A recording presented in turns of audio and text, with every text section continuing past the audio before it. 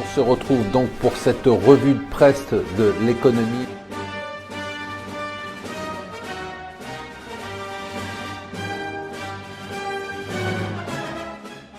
Bonjour et bienvenue sur Mon Financier. Nous sommes le lundi 2 janvier et je voulais d'abord vous présenter mes vœux. Je ne sais jamais quoi dire. Alors on dit santé, bonheur, réussite. Enfin tout ça me paraît totalement absurde. Ça ne correspond tellement pas à mon esprit cynique et caustique. Alors je vous souhaite en fait ce que vous souhaitez. Donc vous n'avez qu'à déterminer ce que vous avez envie pour 2017. Et puis voilà, je vous dis que je vous souhaite que ça arrive. Ça n'arrivera pas bien évidemment, mais je vous le dis quand même.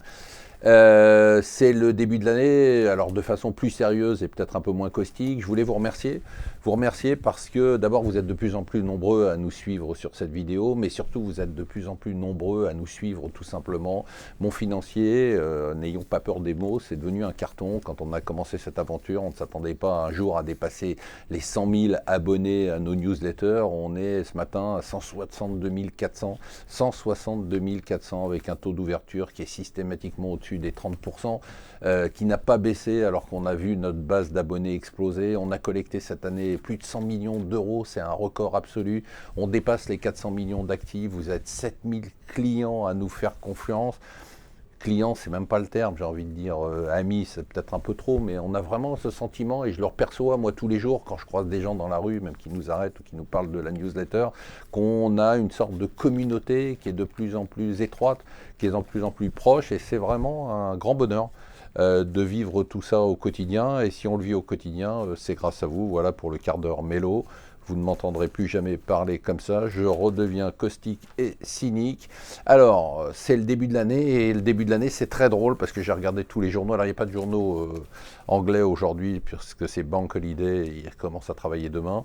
Mais bon, ce que nous réserve 2017, nos prévisions pour 2017, qu'est-ce qu'on prévoit? Alors, c'est très drôle, parce que cette phrase du Parisien, par exemple, elle est tellement symbolique. Nos experts sont unanimes. C'est toujours ça en début d'année, tout le monde est unanime et pourtant, comment on peut être unanime le 2 janvier 2017 alors que tout le monde s'est planté en 2016? 2016, c'est l'année noire pour les prévisionnistes, pour les sondeurs, on l'a dit, pour les prévisionnistes, pour les économistes. Et pourtant, on a l'impression que le 31 décembre 2016, c'est un peu le jour du grand pardon des prévisionnistes, c'est-à-dire on pardonne tout et puis le 2 janvier, on peut recommencer à dire n'importe quoi avec énormément d'assurance, parce que c'est ça qui est frappant. Si vous lisez les journaux ce matin, c'est que tout le monde est sûr de tout. Alors je vous fais le hit parade de tout ce qui est attendu, c'est l'euro sera à la parité, alors ça, c'est même pas la peine de douter, on y va.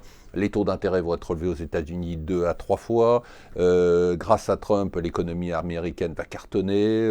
La Chine va se redresser. Elle inquiète un peu, mais vous inquiétez pas, c'est pas grave. La bourse, bien évidemment, comme elle vient de monter, elle va continuer à monter. Je trouve ça génial. Enfin, moi, je suis un homme de doute.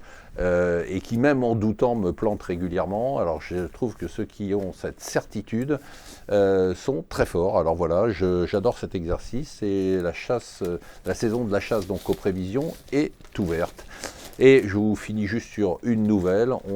Il va falloir un peu, ce geste n'a rien à voir, hein, il va falloir faire un petit peu d'effort en 2017 parce qu'on n'est que 65,9 millions.